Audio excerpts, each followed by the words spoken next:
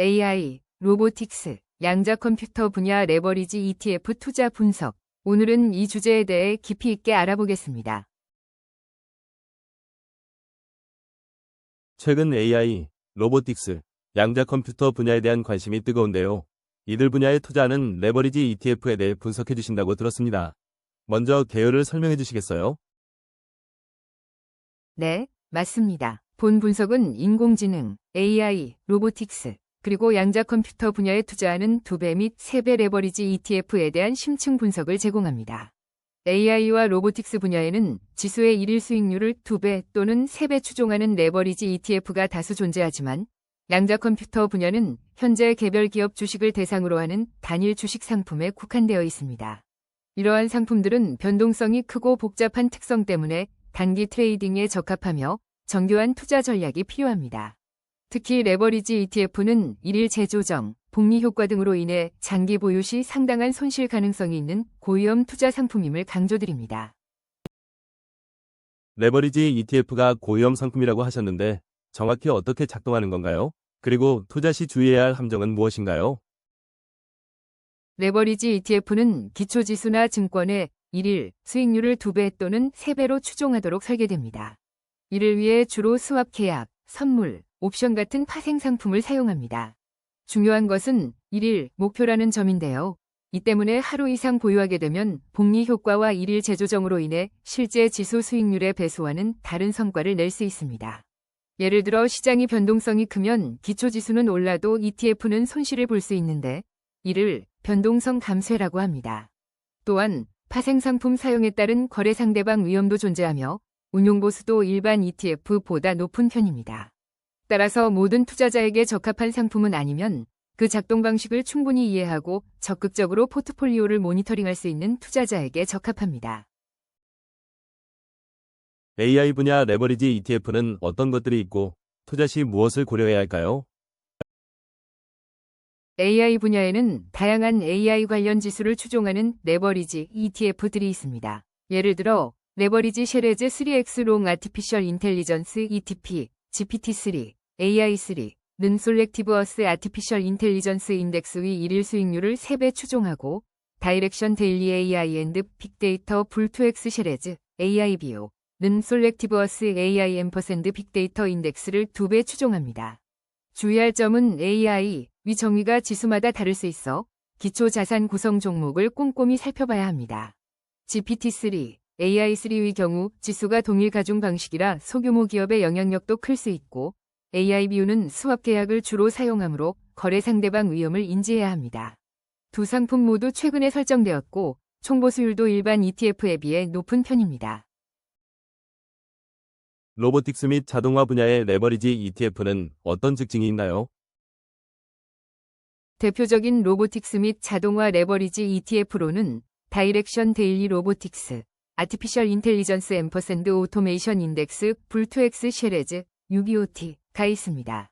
이 ETF는 인드 글로벌 로보틱스 앤드 아티피셜 인텔리전스 시메틱 인덱스의 일일 수익률을 2배 추종합니다.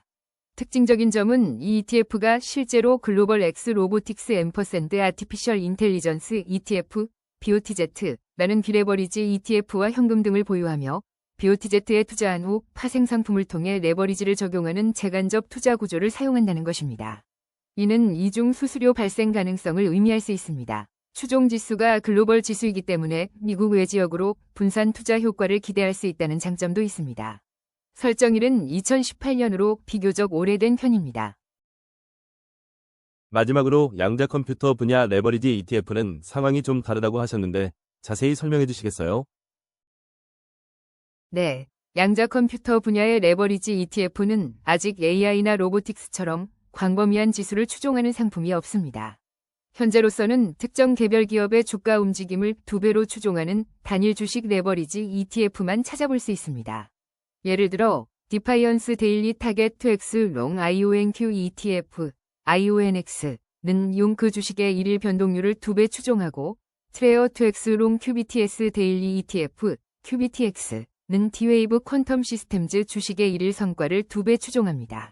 이처럼 단일 주식에 집중하기 때문에 레버리지 위험 외에도 특정 기업의 고유 위험에 크게 노출된다는 점을 유의해야 합니다.